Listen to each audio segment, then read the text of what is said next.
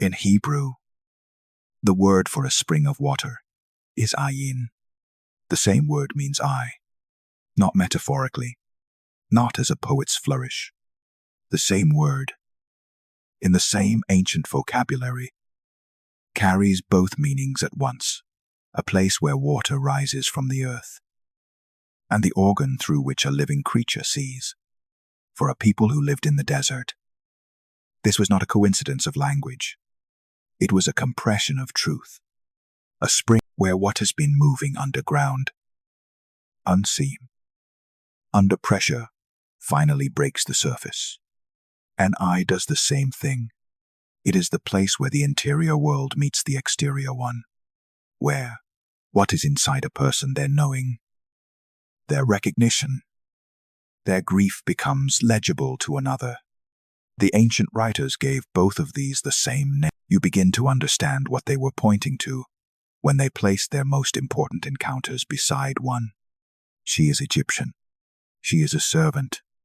She belongs to a household that is not hers.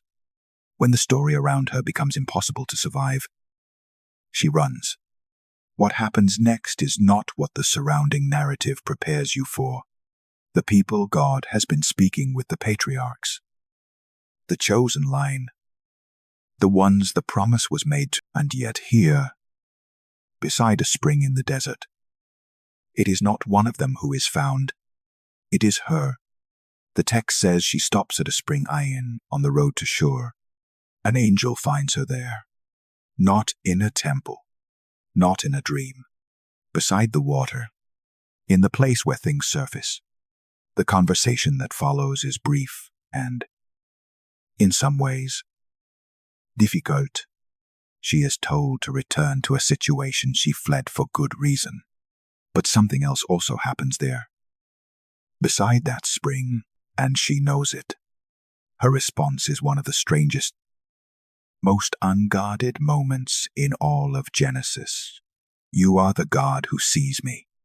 El Roy, the God who sees.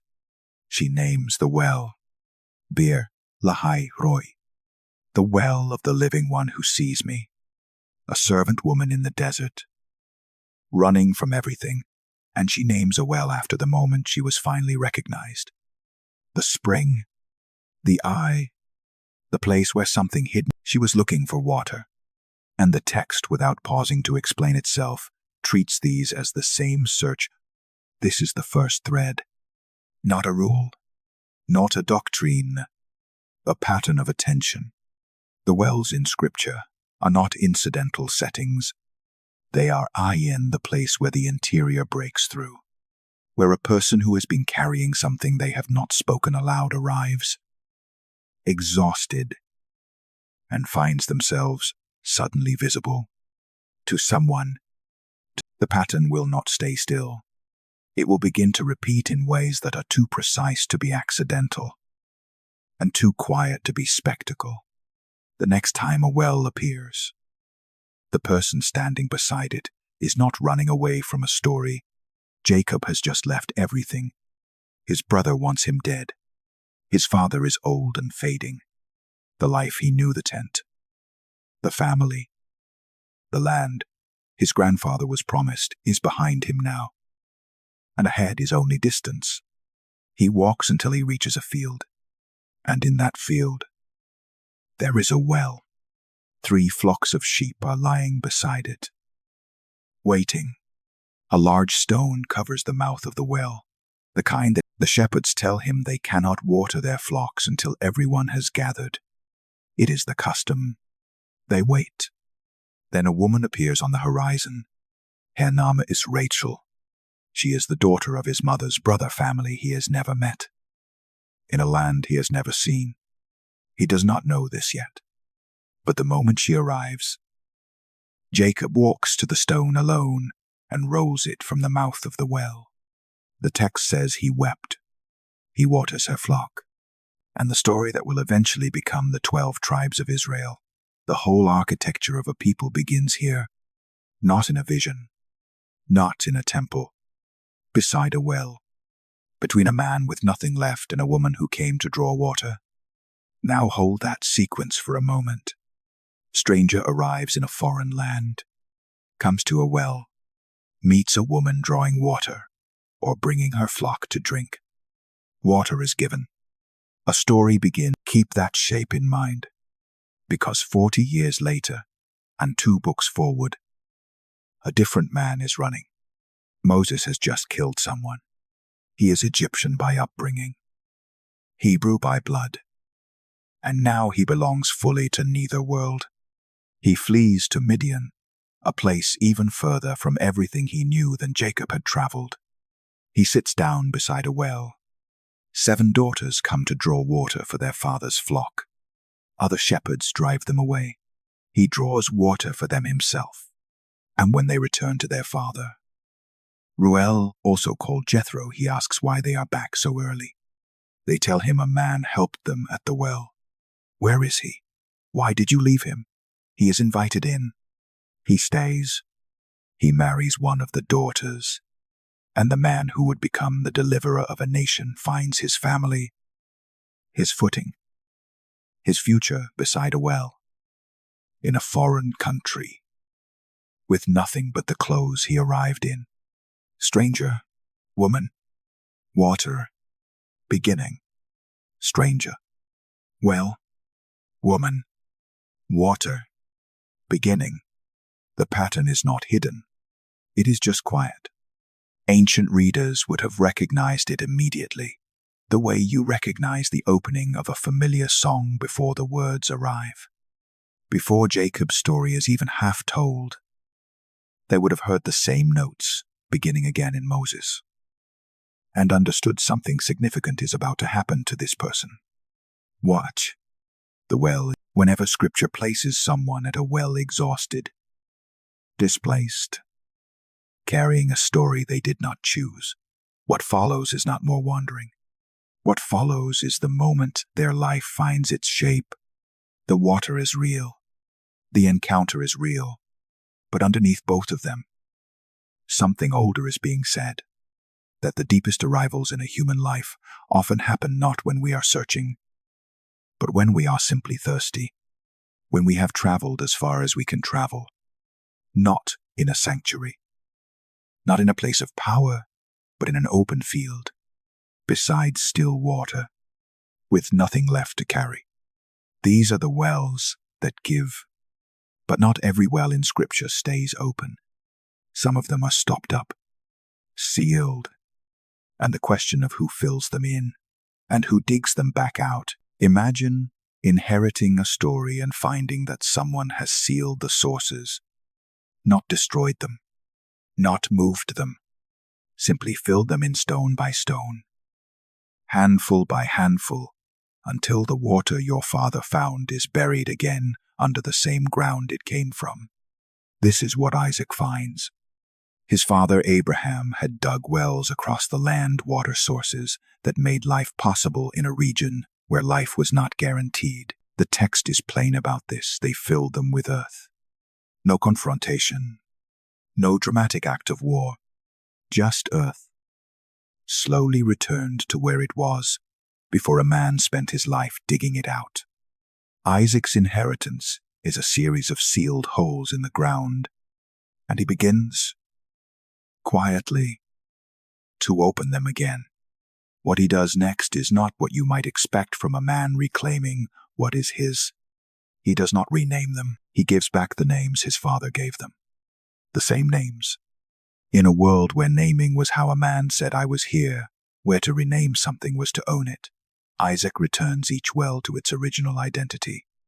Not Isaac's wells, Abraham's wells. Reopened. There is a quality of faithfulness in this that is easy to walk past. He is not building something new. He is restoring something true. But the land does not receive him without the herdsmen of Gerar quarrel over the first well he digs. This water is ours. He names it Ezek, contention. They quarrel over the second.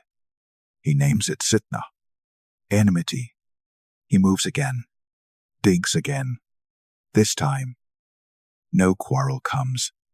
He names the third well Rehoboth, room. He is not just digging wells. He is mocking the interior movement of a soul, the long, unremarkable faithfulness of a man who kept returning to the ground, kept opening what had been, kept going until something finally opened back. This is the only man in Scripture who names his wells after wounds. He moves on. He goes to Beersheba, and that night, after the contention, after the enmity, after the long patience, God appears. Do not be afraid. I am with you. Not before the wells, not as reward for the effort. After the digging is done and the distance has been traveled, the voice comes. The wells that give freely, the wells that mock, and the wells that must be won back through patience. They all belong to the same current running beneath the text. And that current keeps moving, across desert, across generations, until a whole nation arrives at a well together and does something no single. Numbers is not a book that invites you to linger. Census lists, travel records, laws for situations most readers will never encounter. It is the kind of text you move through quickly, searching for the narrative passages that feel more alive. And then, in the middle of chapter 21, the whole book stops. Israel is moving through the wilderness. They have been moving for a long time, longer than anyone expected. The generation that left Egypt is mostly gone. What remains is a people who have only ever known the desert. Carrying a promise they received secondhand, they come to a place called Beer. In Hebrew, Beer, a well. And here the text does the thing you would never anticipate. It says, "Then Israel sang this song," not a psalm lifted toward heaven, not a prayer for water, or a song of gratitude after water is given. Spring up. O well, sing to it, the well that the nobles of the people delved. With the scepter, with their staffs, they are singing to the water in the ground, directly, personally, as if the well can hear them, as if something is being addressed that has been waiting to be addressed. And the image that follows, the one the text does not describe but leaves in the air, is a nation standing in a circle in the desert. Faces turned, not upward, but downward, to the source beneath. This is the only song in all of Scripture sung to a well. It arrives without explanation and without commentary. No prophet explains why they sang it. No law commanded it. The text simply records that they did, and then continues, as if this were understood, as if whoever wrote it down expected the reader to already know what kind of moment this was. The people singing have been in the wilderness. The wells along the way were not given to them, they were fought for, prayed for, complained about, miracled into existence when there was no natural explanation for water to be there at all. By the time they reach Beer, water is not a convenience. It is the evidence of survival, the record of every time the ground opened and they were still alive. So when they sing, they are addressing something they have learned to recognize. The place where what is hidden moves toward the surface. The place where life that had no reason to continue, continues. Notice what else the text records. Princes who do not typically digging. Nobles who do not typically labor beside the common people laboring. The scepters go into the earth beside the staffs. Something about this well has made the order. The song does not belong to the powerful alone. It rises from everyone, together, because the water sustained everyone. Together, in every encounter before this, a single person arrived at a well alone, displaced, carrying something unspoken, and the well became the place they were seen.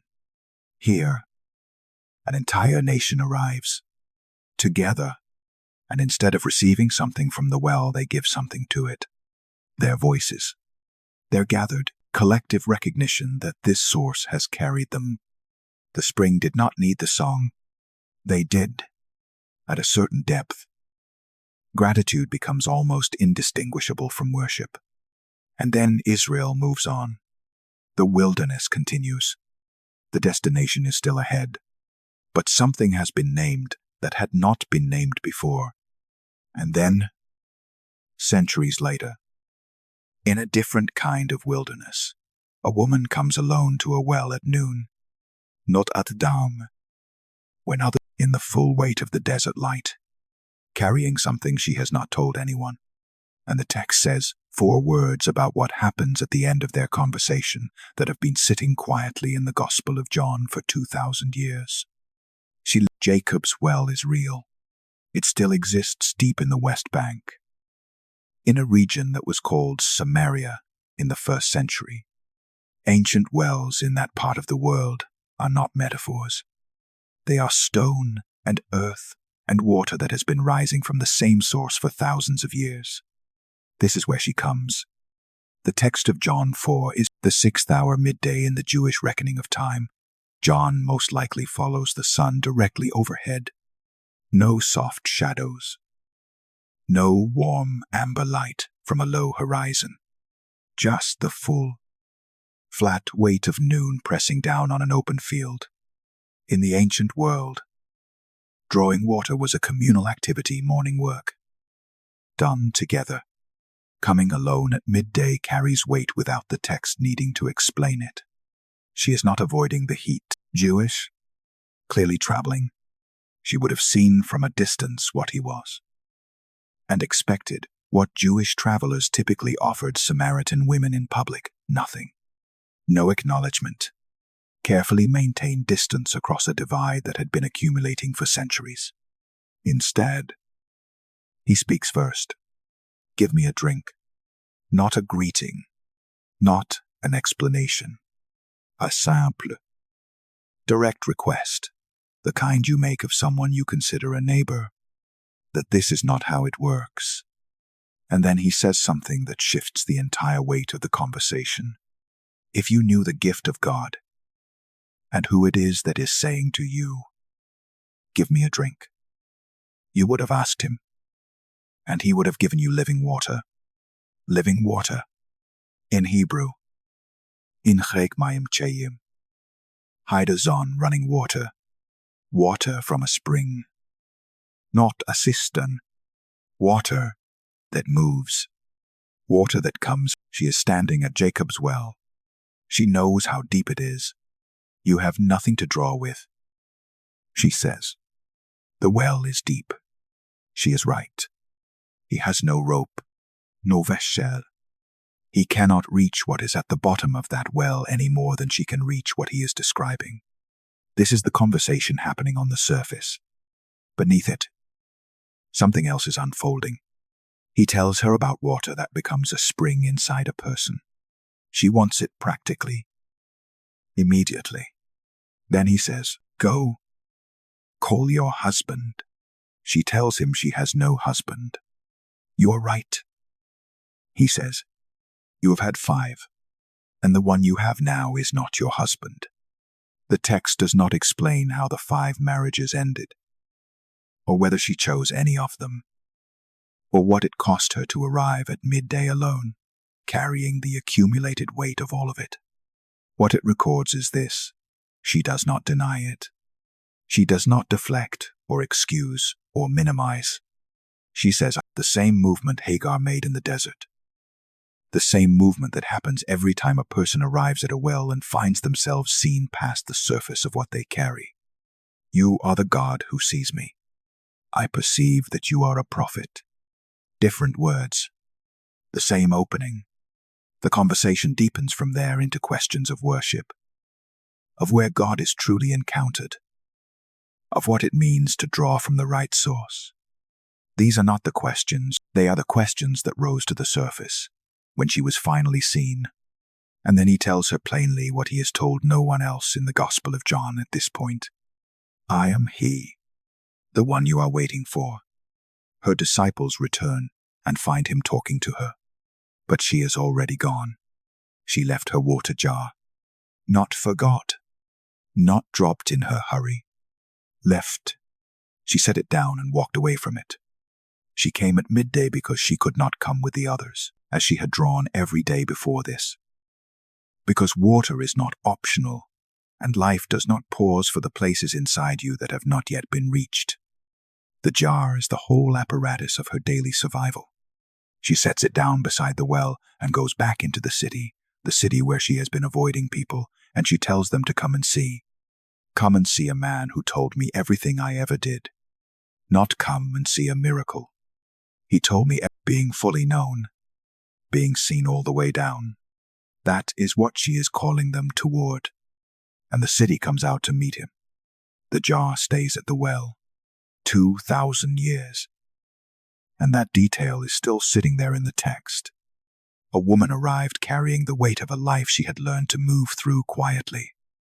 Alone. In the full light of noon, and she left without the thing she came for. Carrying something she did not have a word for yet. The eye had opened. What was hidden had come to the surface, not despite the weight she carried, but through it. The depth of the well and the depth of her life were not obstacles to the encounter.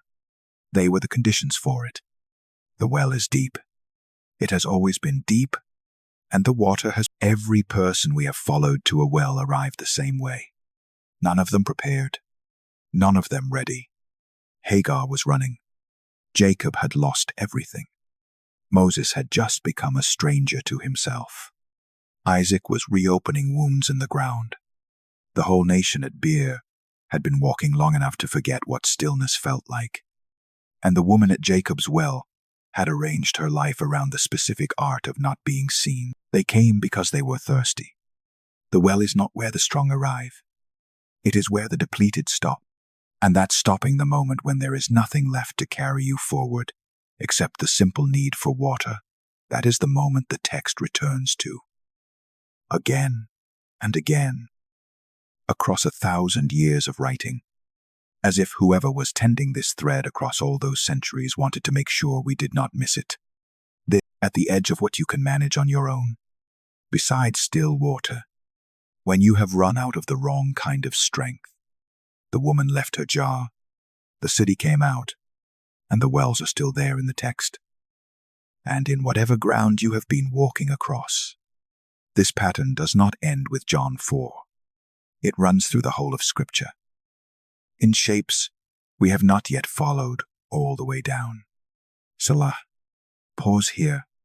The spring has not stopped.